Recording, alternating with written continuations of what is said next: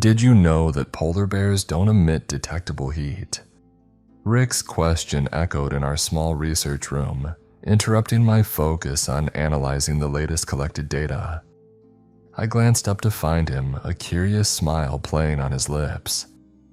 Yeah, man, he continued, and to think that animals of that size can camouflage so well. He returned to making his notes, realizing he wouldn't get a response from me. I wanted to contradict his intuition. So we need to be extra careful out there, huh? I heard these creatures hunt humans. As a wildlife researcher, my life had been a succession of expeditions in search of answers about the mysteries of the planet's most remote regions. Most of the time had been spent as a researcher in the Amazon rainforest in Brazil. The flora and fauna were fantastic, but after having a severe case of dysentery and getting dengue fever for the third time, I thought it might be good to be in a place with fewer insects, or at least fewer mosquitoes. The Arctic, one of the coldest places on Earth, became my ideal choice, and now it's been 3 months since the view from our base window has been an endless white expanse. Our routine at the base was meticulously planned and sensitive, with each action measured to ensure our safety and efficiency. Given the unstable solar cycles, we relied on the weather to carry out our tasks. Ever heard of the polar night? Well, we were just a few days away from that event and racing against time, both to prepare ourselves and to conduct the necessary data collections. We were here to document animal sightings, a sort of mass migration of walruses at the wrong time of year. On that particular day, we had decided to head to a location marked by small red dots moving rapidly northward on the heat map, which prompted Rick's initial comment. Equipped with our thermal suits and some emergency supplies, we set off from the base towards the vast icy desert, riding our snowmobile. The white dunes were blinding. It was almost impossible to look at them, forcing us to wear sunglasses. We rode for about 10 minutes until Rick, who was driving, slowed down. Everything okay there? I asked him, my voice muffled by the high collar of the suit. Yeah, I think we have a problem, he replied, extending his hand, the black glove pointing ahead to an unpleasant scene. Several walrus carcasses, massive males marked with deep wounds and signs of fierce struggle. We approached slowly. It was still possible to see some stragglers walking a few kilometers ahead. What had happened? We got off the vehicle to analyze. Rick murmured, looking at the hole in one of them, which made it possible to see some internal organs. It wasn't a fight between them. We can rule out territorial or mating disputes. He pointed to another body further ahead with the same type of wound. They were attacked by something. It drove the herd away. These ones here tried to fight against the threat. He began to photograph the corpses. Man, these are the biggest walruses we've seen since we got here, I replied. Are you saying something dared to attack? Rick stopped taking photos. We stared at each other in silence. The wind whistled, strong as ever, lifting the pieces of skin around the animal's wounds. Both of us knew that only one thing could have done that. A large, aggressive animal, the biggest land predator. Something we couldn't capture with our equipment. I sensed his unease, and without saying a word, we got back on the snowmobile. Yeah, pretty useful information you gave us earlier today, I commented to him as Rick accelerated, kicking up a small spray of snow behind us. We're lucky it had a hefty meal earlier today. These creatures can run as fast as a vehicle like ours. I felt fear at the thought. A nearly 1-ton animal running alongside us, ready to devour us. I shuddered. Rick, do you think it could still be around? My gaze scanned the snowy mountains. Well, it's possible, but I don't think it'll come near us. They're quite shy, solitary, you know? After filling their bellies, they probably go take a nap or something. I just hope we're not dealing with a mother bear and her cubs. I've heard countless stories of brown bears when I worked in temperate forests. I've even seen a corpse victim of a mother bear. It's not a pretty sight, and I believe it's far from the way I'd want to die. We returned to the base with our hearts still racing and minds filled with concerns. As we shut off the snowmobile engines, the sound of Arctic silence enveloped our thoughts. But it was an unsettling silence, laden with the possibility of imminent danger. We can't just stand still for the sake of our research and even our lives, I said, removing my helmet. If a polar bear or whatever it may be is nearby, we can't let it go unnoticed. Rick nodded, sharing my urgency. Let's set up some motion cameras around the base so we'll have a better view of what's happening around us, see who we're dealing with. We entered the base, and while he grabbed the necessary equipment, I took charge of preparing the bear repellents, carefully mixing some of the chemical compounds. I've used some of these in other cases. They're usually effective with brown bears. Let's see if this albino monster flees from it too. This should keep any wild beast away from here, I commented hopefully as we began to spread the repellents around the base. Let's scatter some bait, suggested Rick. If we can lure it away from here, we'll have more time to prepare.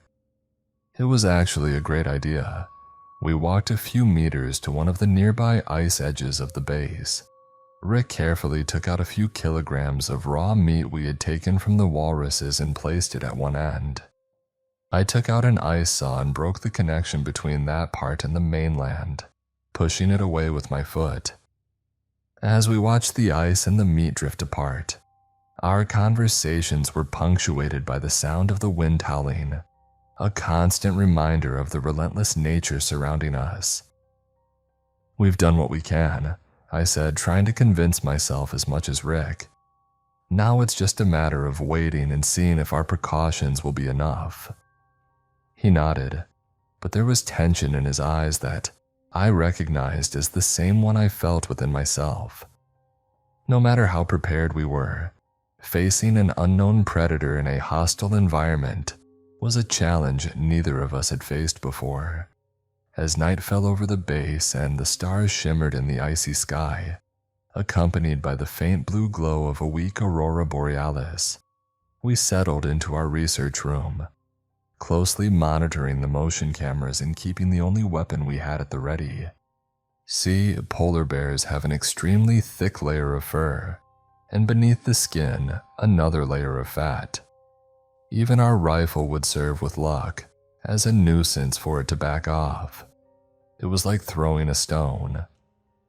Despite all our precautions, a sense of unease persisted, a feeling that something was lurking beyond the walls of the base, waiting to reveal its face when we least expected it. It was like feeling watched, but more raw, more primal. Have you ever felt that way? Like you were being observed, but by something non-human? I assure you it's 10 times worse. The days unfolded into an anxious and tiresome routine at the base. We alternated sleep shifts to maintain a constant vigil over the motion cameras, waiting for any sign of suspicious activity. The sensors would occasionally trigger but only revealed the usual inhabitants of the region, seals, some Arctic foxes, and occasionally false alarms. With no major developments, our outings from the base were reduced to the bare minimum, and time spent outdoors was limited to the essential. The tension seemed to ease as we approached the eve of the polar night, believing that perhaps the polar bear had migrated to another region or entered early hibernation, explaining its attack on such large animals. On the eve of the polar night, we decided to undertake one last expedition to gather additional data on the walrus behavior, this time more confident and less concerned about the predator's presence. Equipped with the heat detector and some essential supplies as before, we set off from the base towards another group of walruses we had detected earlier. We maintained a safe distance, watching with fascination as some females and calves played near the icy coastline. I took meticulous notes in my notebook, recording every movement and interaction while Rick did the same. I glanced over at his, which read something like, "Observations made during today's expedition indicate an anomalous migration of walruses in this Arctic region.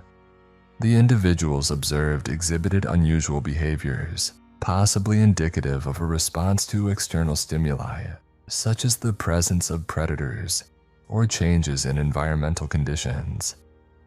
I looked to where he was looking. While I got distracted by the calves and females, Rick was watching the few males in the group. They were alert, tension visible in their muscles, and their restlessness. After a few hours of observation, we decided it was time to head back to the base and start preparing our findings for analysis. "Shall we go?" Rick asked. "Sure, I stopped when I saw a mother feeding her calf. It was the perfect picture to adorn the cover of the journal where we would publish the results. "You go ahead," I said, nodding towards the scene. He understood and began to walk towards the vehicle. When I finally turned to join Rick, I realized he was standing still, motionless. "Rick, what's happened?" I asked, my voice coming out in a tense whisper.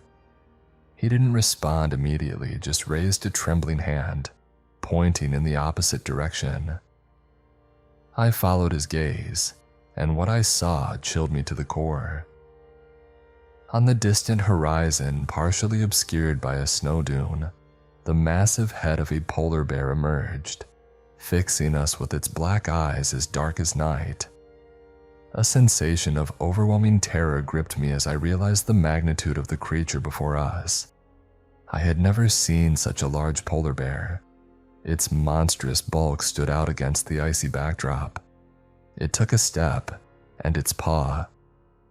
Oh God, it was monstrous. Just that one step made the ground feel like it was trembling. If it wasn't a 3-meter specimen, it was very close. For what felt like endless 5 minutes, we remained paralyzed, caught in an agonizing standoff with the Arctic's supreme predator. Then, without warning, the bear turned and began to walk in the opposite direction, its imposing presence gradually fading into the vastness of the frozen tundra. "Let's get out of here," Rick finally muttered, his voice trembling with the intensity of the moment. "We don't know if it might change its mind." With one last glance at the empty horizon, I turned to follow Rick back to the relative safety of the base with the unsettling feeling that we had narrowly escaped the terrible fate that awaited us in the clutches of the polar bear. As the polar night approached, darkness began to intensify, enveloping the base in a cloak of deep shadows.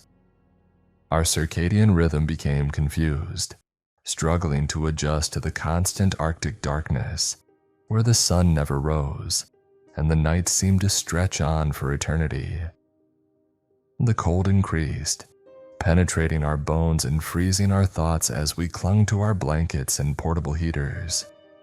Even inside the heated base, we could feel the glacial touch of winter, a constant reminder of human frailty. Then the unexpected happened, an external problem, a malfunction in one of the generators. The temperature dropped severely. It must have been no more than 2 degrees Celsius inside the base now. The situation demanded that someone go out to perform urgent repairs. "Look, I don't want to sound like a coward or anything," I whispered, "but I'm not suited for such low temperatures." My jaw trembled involuntarily, but I also lied. I was afraid. Rick rolled his eyes. He knew to some extent it was true. He had been there before, at least on 2 other expeditions, and had bravely volunteered for the task, as if there were any other option, while I remained at the base, monitoring him through the radio to warn when the repair had been successful. "Rick, be careful out there," I murmured, my voice full of concern. He nodded solemnly, grabbing the rifle and slinging the strap around his body. I watched him through the security cameras, seeing him move through the darkness like a fleeting shadow. My heart pounded with anxiety as I awaited his return, my hands trembling as I firmly held the radio. "It seems the problem is related to the power cable," Rick reported, his voice echoing static through the radio. "I'll try to fix it as soon as possible." I watched him work, a sense of helplessness settling in my mind. If something happened to him, whether it be an animal or even the cold itself, what should I do? Then suddenly a scream tore through the silence, echoing through the radio with terrifying intensity. "Damn it, Nate, open the door quickly and get ready to close it." Rick's voice was filled with panic, his cries echoing in the confines of the base as I rushed to the entrance door, my heart hammering in my chest. I heard it through the radio, and then through the echo a gunshot, then another and another. "Nate, open the door, I can't stop this thing." I looked at the heat panel. I already knew what I would see, but I wanted to risk the chance of it being something else. My heart sank when I saw only Rick's heat signature, running desperately towards the base. Ice formed in my veins as I realized what was happening. "Rick, I'm opening the door!" I shouted, my hands trembling as I pressed the controls, the door slowly lifting to let him in. I could hear his heavy breathing and hurried footsteps approaching the base while the cries of desperation continued to echo on the radio. I knew there was no time to lose. As soon as Rick entered the base, panting and trembling, I pressed the button to close the door. But what was chasing him was closer than I had imagined. The creature emerged into view, its imposing presence filling the room with a shiver of horror. It was a bear, gigantic and terrifying, its black eyes shining with deadly intensity as it approached slowly. Rick and I shrank against the wall, powerless before the approaching beast. Its steps were heavy, each one seeming to resonate like thunder in the cold air. Fear consumed us as we waited for the inevitable confrontation with the apex predator, the top of the food chain, knowing we were completely at the mercy of its deadly claws. The creature drew nearer and nearer as the garage door descended slowly, creating a barrier between us and the imminent danger. Rick and I exchanged tense glances, knowing our only hope was to keep the door closed until the creature gave up or help arrived. But then just when we thought we might be safe, when the door was almost fully sealed, the bear's colossal paw penetrated the small gap beneath it, exerting overwhelming pressure as it began to lift it slowly. My heart sank in despair as I weakly pressed the descent button. That door must have weighed at least a ton of lead. What the hell was that bear? Rick pulled out the rifle and fired a few more shots, but the shots only seemed to enrage the beast further, which roared loudly and furiously, not even a trace of blood visible on it. Our fate seemed sealed as the door began to rise under the creature's relentless power. "Rick, we need to get out of here now!" I shouted above the deafening roar of the bear, my heart pounding with desperation in my chest as I looked around for an escape route. "To the other section of the base, quickly!" Rick yelled in response, his voice trembling with fear as he fired one last time, in the direction of the beast before turning and running toward the internal door of the base. We ran desperately, our feet pounding on the frozen ground, as we heard the sound of metal being twisted and the furious roars of the bear echoing behind us. We reached the internal door of the base, pushing it with all our might before locking ourselves inside, breathing heavily as the sound of the bear reverberated beyond the fragile barrier between us. "Call the central now," Rick shouted, his voice echoing with urgency as he rushed to activate the emergency radio.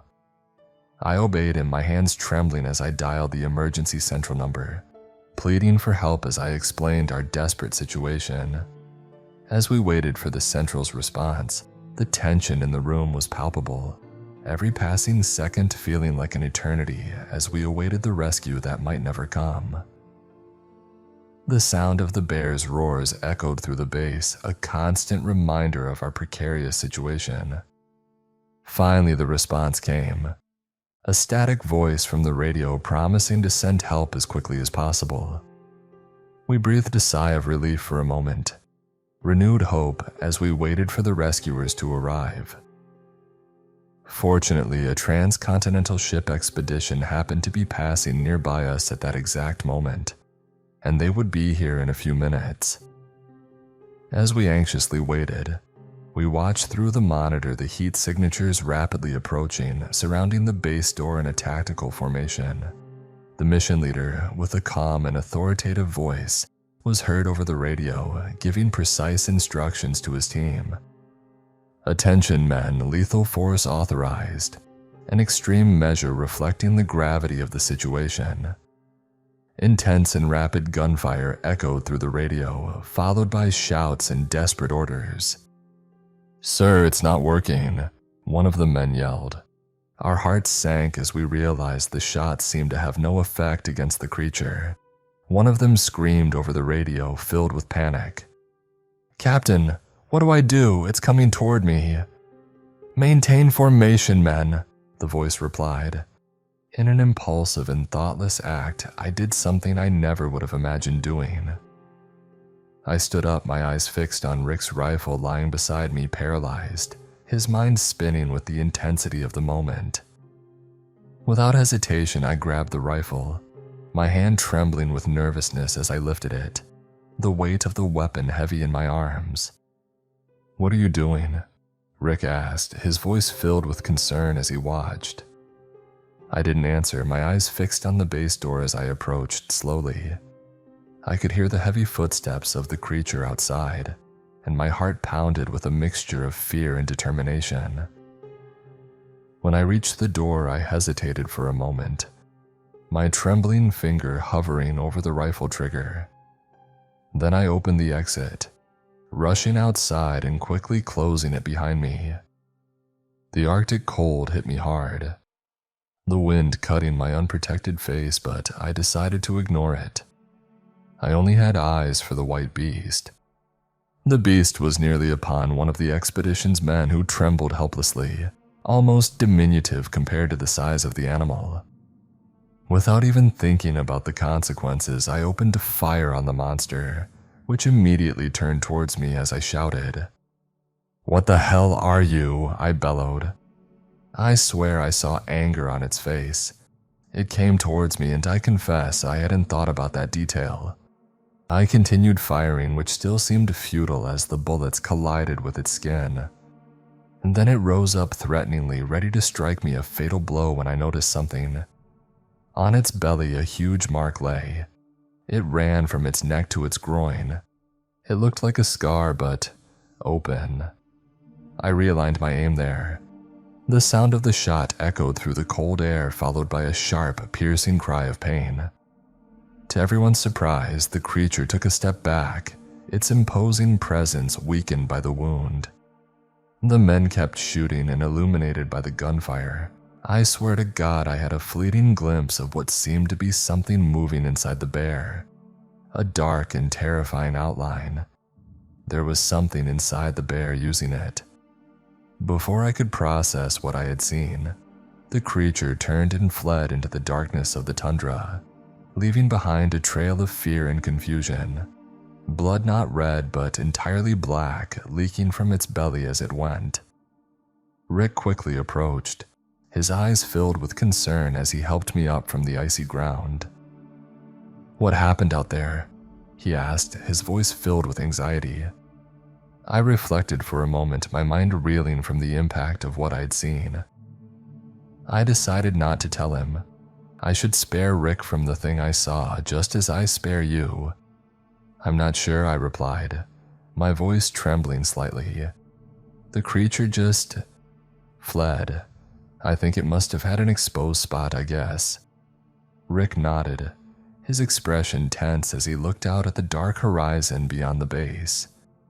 He knew it wasn't entirely true, at least not the whole truth, but I believe he also understood it was not something worth knowing.